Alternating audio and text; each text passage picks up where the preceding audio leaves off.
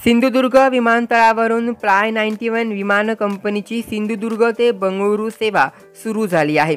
या सेवेचं उद्घाटन नुकतंच संपन्न झालं।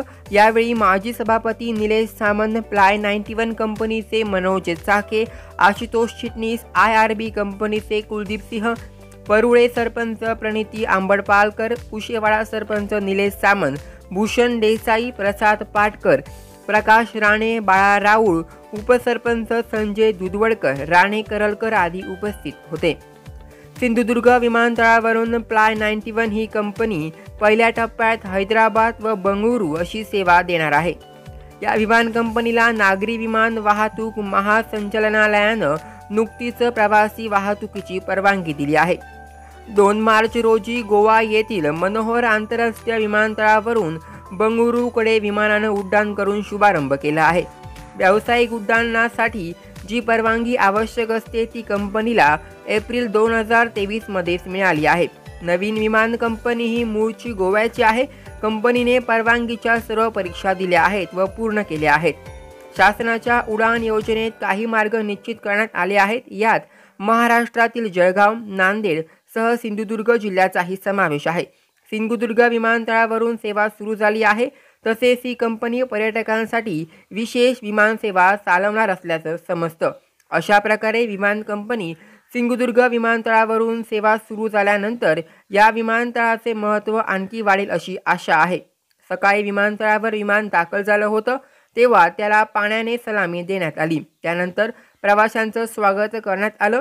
दुपारी 1:15 विमान बंगळुरू येथे रवाना झालं व दुपारी 2:40 विमान बंगळुरू येथे पोहोचलं। यावेळी पहिल्या प्रवासाचा आनंद प्रवासी यांनी घेतला। नवीन विमान कंपनी असल्यानं सध्या गोवा बंगळुरू, हैदराबाद सिंधुदुर्ग बंगळुरू अशा फेरी होतील। मे महिन्यात सिंधुदुर्ग ते पुणे विमानसेवा सुरू होईल असं विमान कंपनीकडून सांगण्यात आलं आहे।